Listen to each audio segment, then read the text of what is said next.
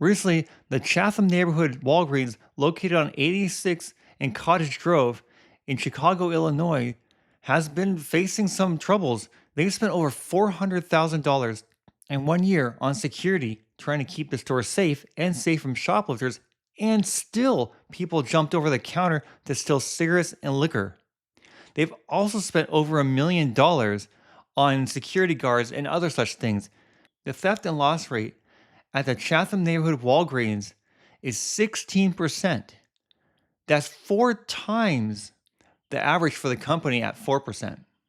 Yet, this one alderman, William Hall, seems to think it's the company's fault that they're getting robbed and that they're getting shoplifted.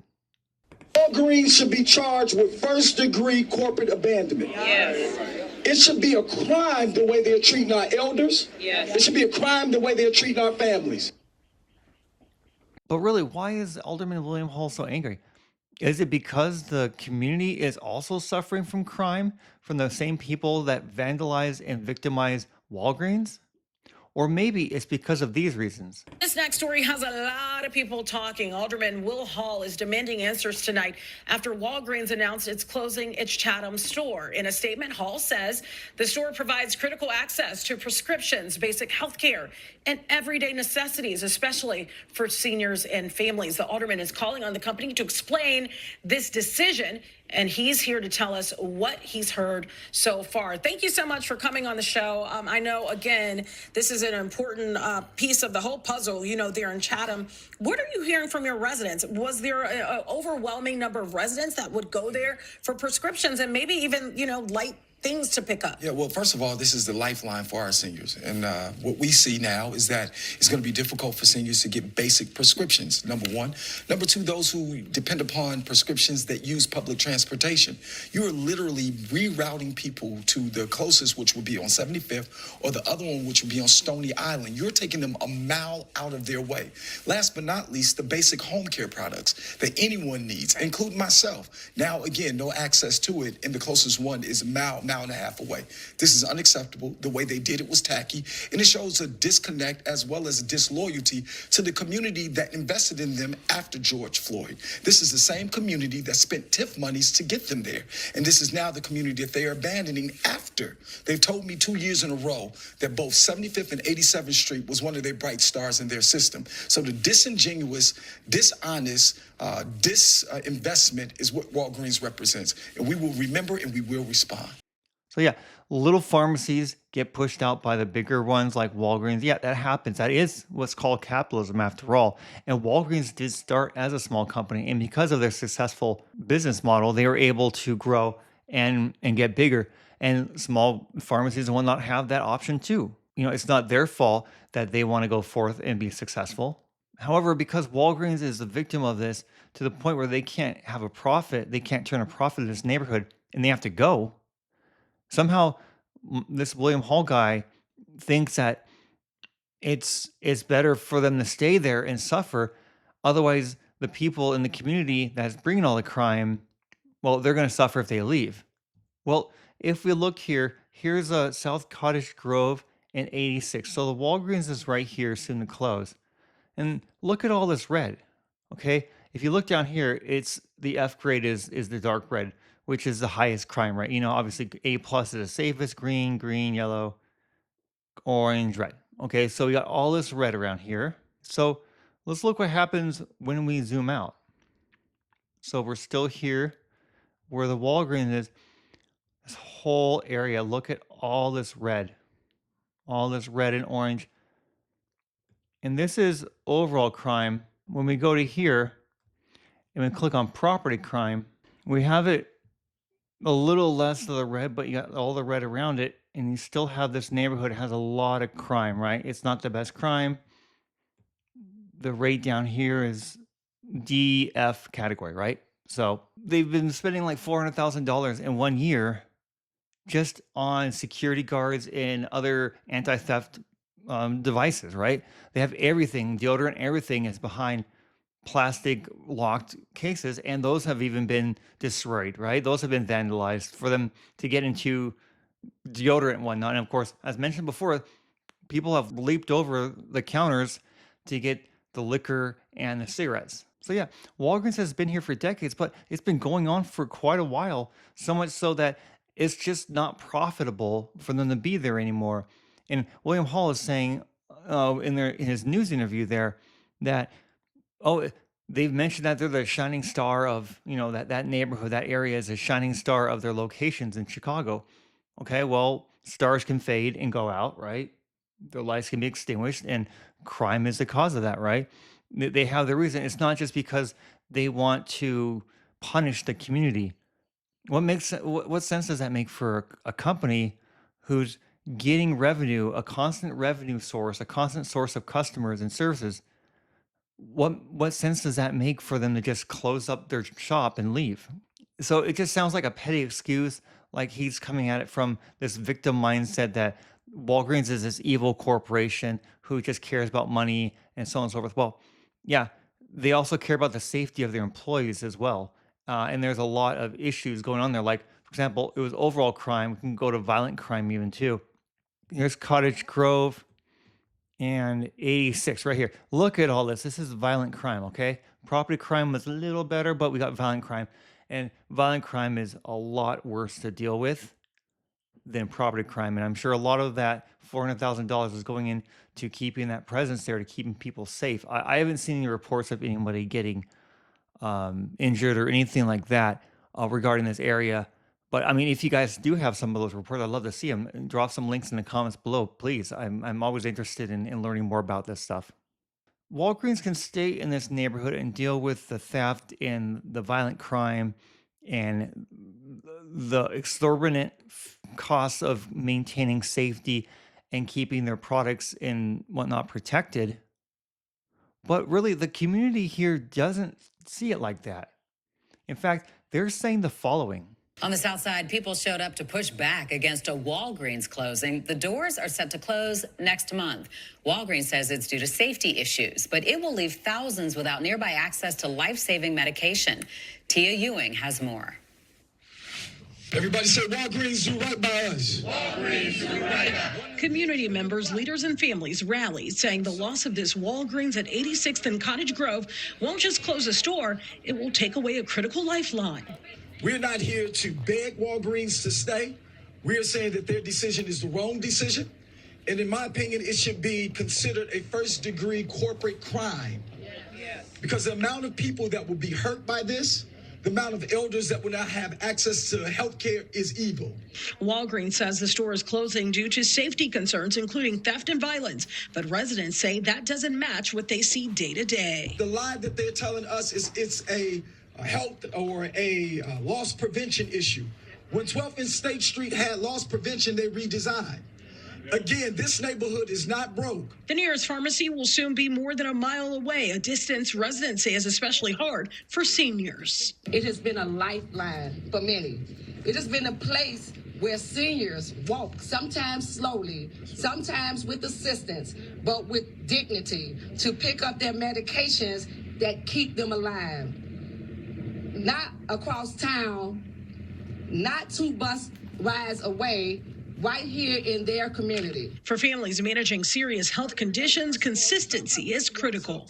29 years, my husband has dealt with kidney issues. 2-time transplant. I donated the second one. Walgreens has been a staple in our lives where we come from medication.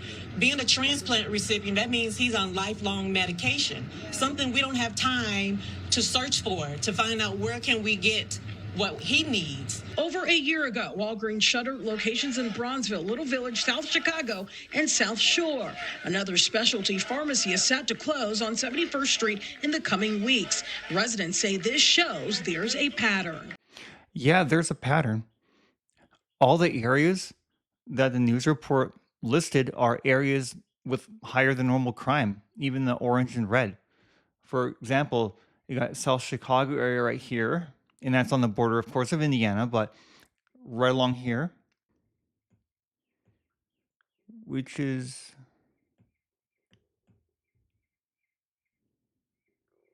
and you have South Shore, which is up here. We can zoom in on that. It's all red and orange coming down here with this scale here.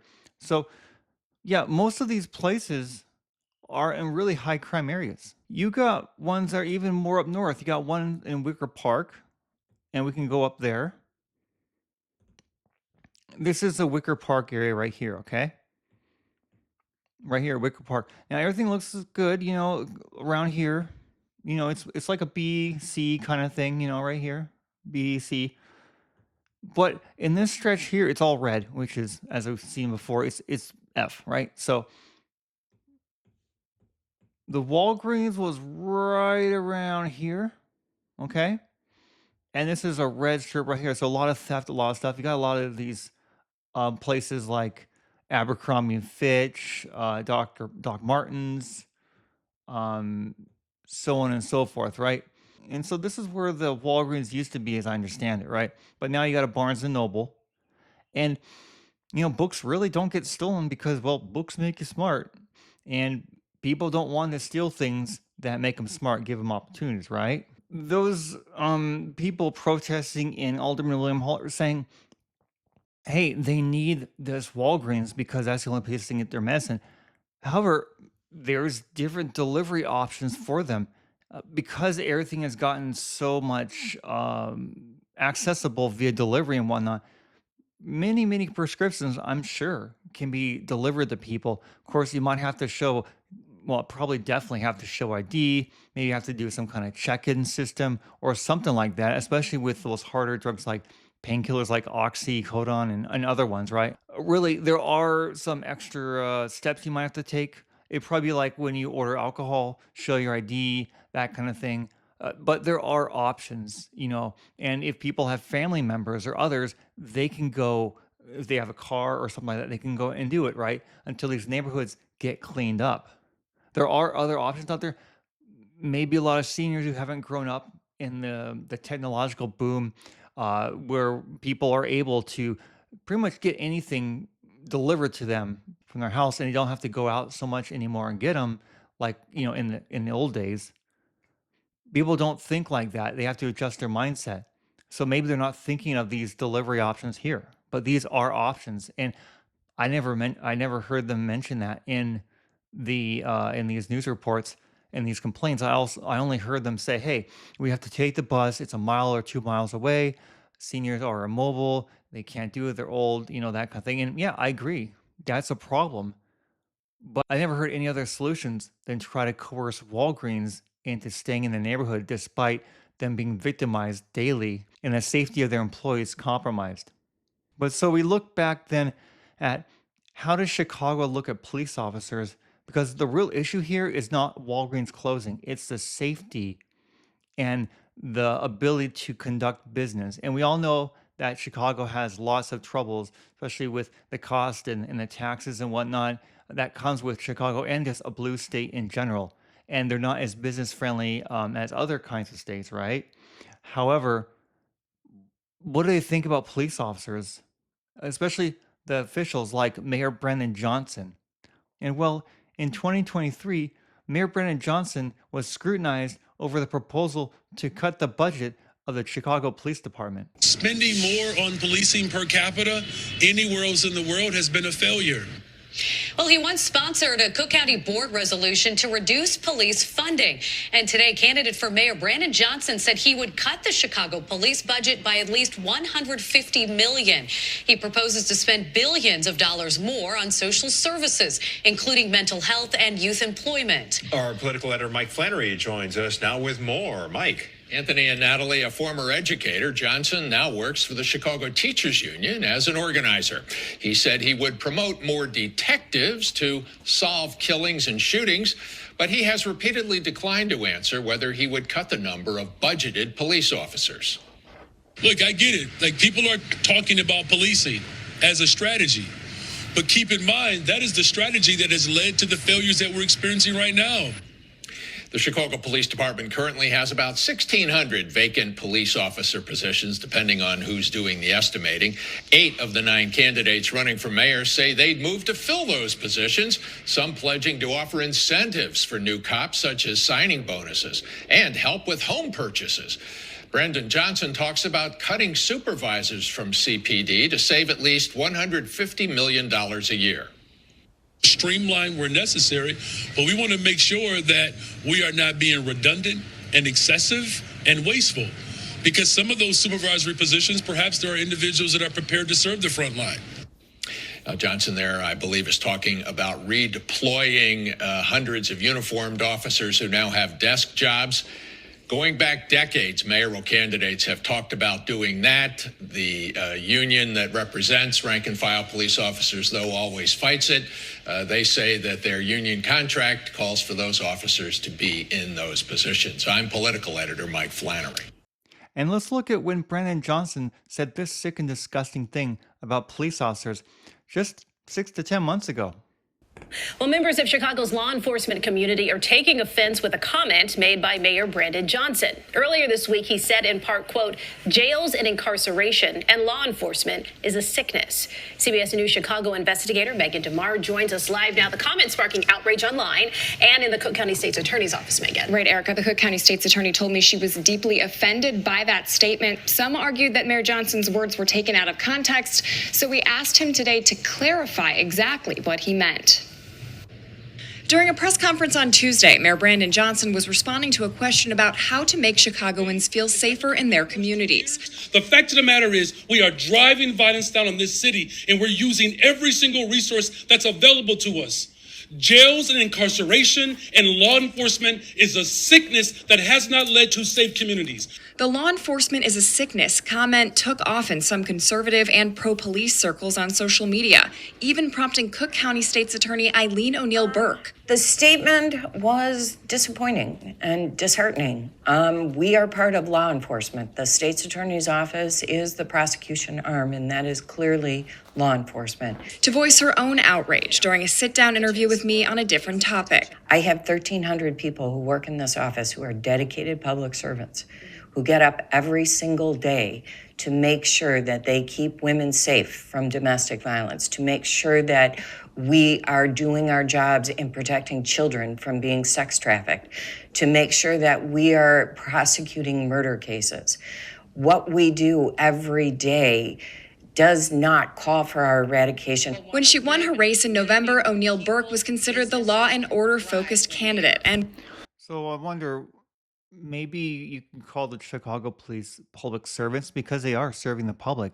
Maybe Brennan Johnson would have less of would have less hatred towards the police if they were called public servants. That's almost like almost like a social worker, but with guns. Would that help him? Let's continue. Was backed by police. Hoping to clarify what Mayor Johnson meant by law enforcement is a sickness, we asked him today. The people who heard my statement, they know exactly what I meant and what I'm talking about. They're using this moment to politicize, to justify their own insecurities. I'm not going to stand for it. I'm not going to take it, and neither will the residents of this fine city. Johnson explained that, quote, the addiction of jails and incarceration is one that we have to wean ourselves off of. This time leaving out a reference to law enforcement specifically. When you just responded, though, you didn't loop in law enforcement this time. So did you not intend to use the I said that law enforcement, here's what I've said, though. Law enforcement alone does not keep communities safe. Law enforcement agrees with me on that. Yes. How do you send police officers into communities when there's little access to affordable housing? What is a police officer's responsibility to hunger?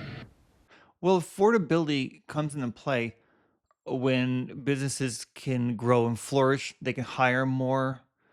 They can increase people's wages. So then that makes housing and other things more affordable, Mayor Johnson.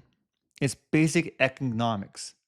Okay. When Walgreens and others like them have to pay for theft deterrence and security so their employees can work safely, they have to make up that cost somewhere to continue to operate, or they close down, like the one in the Chatham neighborhood, right? So what they usually try to do first is increase the prices, but they still have to stay competitive with other places around them, right? And that puts a cap on that. So what needs to happen is you need to show the community and criminals that you're not going to be lenient on crime, that you're not going to choose social worker after school activities to placate to the sensitivities of these quote unquote victims of the system that go out and commit crimes, right? You want to make sure that they get the message that there are consequences for their actions, because if you let crime grow in a city like a cancer, it affects everything. People don't want to go out as much to shop. You lose tax revenue, which it's just a spiral, right? Then the police don't get funded as much. Fire people, firefighters don't get funded as much, and so on and so forth. So the city starts to suffer, and then the city starts rotting. And you have a condition like Chicago, and he sees everything from the mindset of a perpetual victim, and that everything is oppressed, right? Every bad person that does something is oppressed, and they're the victims, not the people that they victimize. So, just to close this point, aldermen like William Hall are pointing the fingers at the wrong place. They need to take that finger and point it to people like Brandon Johnson or even themselves. If they don't push agendas that are tough on crime and pro business, the city's going to suffer, and then the seniors will suffer as well. Well, please let me know what you think in the comments below. I love to hear what your thoughts are regarding Chicago. Does it have a future? Do you think Walgreens could ever come back? We've had many close in these high crime areas. Maybe that's something that people should focus on. Please let me know.